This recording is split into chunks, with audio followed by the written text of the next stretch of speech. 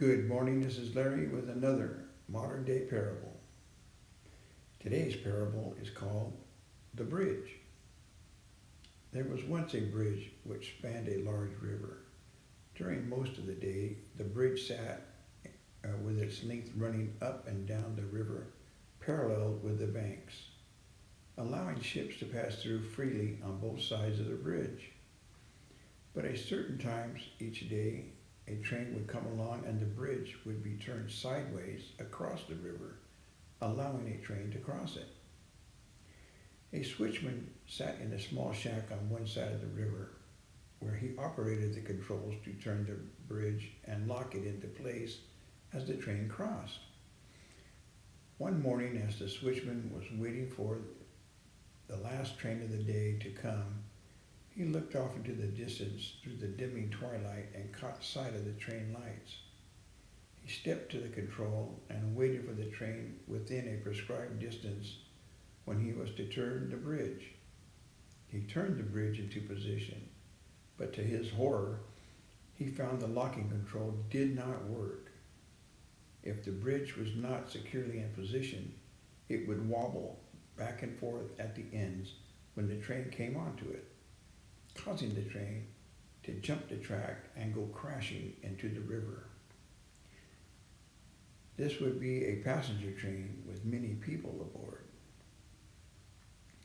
He left the bridge, turned across the river, and hurried across the bridge to the other side of the river, where there was a lever switch he could hold and operate and lock manually.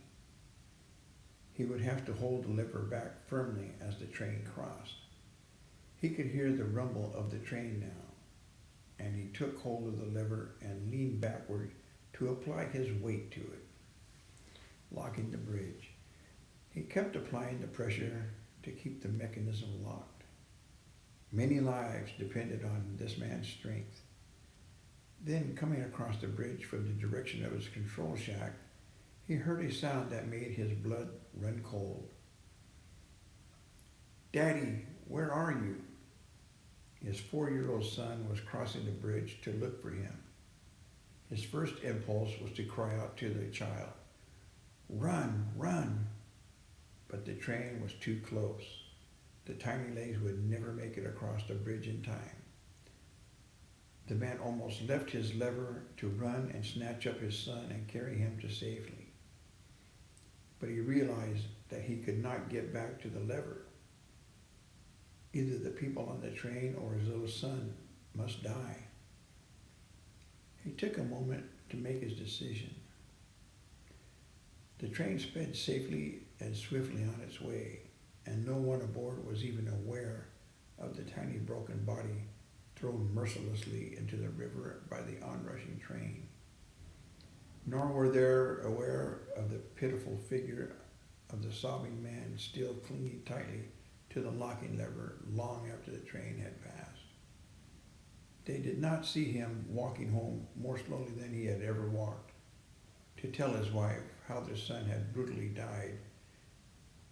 Now, if you comprehend the emotions which went through this man's heart, you can begin to understand the feelings of our Father in heaven when he sacrificed his son to bridge the gap between us and eternal life.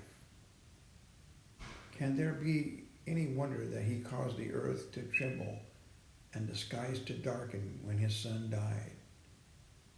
How does he feel when we speed along through life without giving a thought to what was done for us through Jesus Christ?